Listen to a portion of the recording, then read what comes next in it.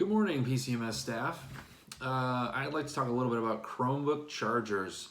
So we are holding the line on not having students bring in chargers for a number of reasons. First of all, we want them to learn to think ahead and charge their device overnight. And second, one of the things we learned from the high school when talking to them was that when we start having students bring in chargers, the chargers go missing. So for those two big reasons, we want students to come with Chromebooks charged. I know it's not an ideal situation, but there is no ideal situation.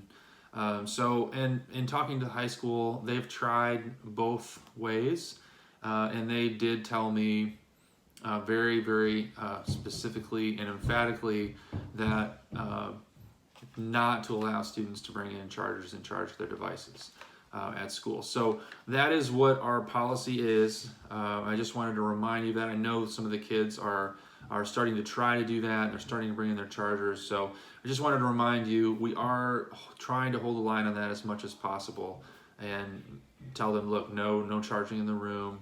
We're not doing that. If your device is dead, then you're just going to have to deal with it and do a better job next time. So that is where we are on that. The second thing is we have Alice drill scheduled for Wednesday. So a broad view of this plan is was going to be a little different than last year. So we're going to do a tabletop discussion about evacuation. We've already done a lot of evacuating for fire drills. We'll continue to do that. But what we wanted to do with Alice was talk about with the kids, where would they go given if there was an intruder in certain areas. So we'll give you more details about that, but the general idea is that you're going to talk to the kids about if you're in this room and we have an intruder in the auditorium or in the lobby, where would you go? If we had an intruder in the cafeteria, where would you go? And getting them to think about that and which doors or exits they might head out depending on where they are. We want them to do that rather than just have one big evacuation that is just like a fire drill. So that's the idea for evacuation, is to have them try to think through different scenarios rather than run out of the building. We're going to do a tabletop, and when I say tabletop, I mean discussion. So like a tabletop discussion of how we would counter. Since it's Amy or I or Officer Riley who would typically be entering the rooms, we don't really want you to throw stuff at us. So we'd rather you just talk hypothetically about that. But it is something I think that's important to talk to the students about, kind of in conjunction with the enhanced lockdown. Is all right, now we're locking down. What sort of things could we start thinking about chucking at an intruder if they did breach our barricade? So that's the countertop point of the discussion. And then we're going to do an enhanced lockdown. So this will be the actual hands-on part of the training where everybody gets to barricade the door. It's kind of fun. So that's typically how we want that order to go and how we're planning for that to happen. That is going to be Wednesday during enrichment. So Wednesday enrichment, we're going to go through the Alice stuff, and we're fairly confident we can get through that in the time that we have for enrichment and not take any more time away from you guys' teaching schedules. We also have the fundraiser kickoff on Friday. This is going to be a video type kickoff. We will do that during enrichment as well. So there won't be anybody coming down to the auditorium.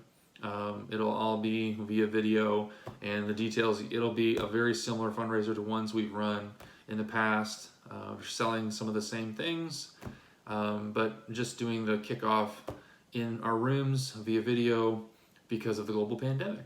So there's that. This week we have 2 home volleyball matches.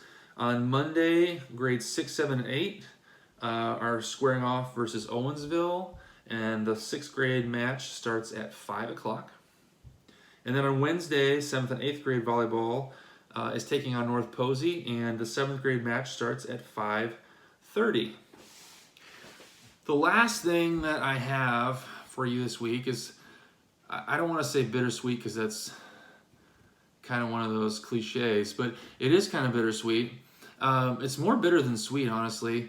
Amanda Shockey, who we all know and love, has been a great part of the middle school for so long, has gotten an opportunity to take on a little bit more responsibility and fill a position of high need at the intermediate school in their front office. And it's a position I think she'll be great at. The only problem is it means we will lose her at the middle school. So it is the corporation's gain and the middle school's loss. But Amanda has been a great employee for us, and I'm sure she'll do a great job in the intermediate school. It just kind of sucks for all of us at the middle school. We'll definitely miss Amanda, but we're glad for her, glad for the opportunity, and we know that she'll do a great job, and it'll be a huge, huge gain for the intermediate school. So, Amanda, we are blessed to have had you as long as we have, and we're excited for this opportunity for you, and we know you'll do a great job. So, and you'll still be in the same building. So, I'm sure we'll see you still, just not as much. So, Amanda, congratulations, and we are sad to see you go, but happy for you. And that's it. So, I hope that we have another great week. And I will see you all out there in the hallways. Later.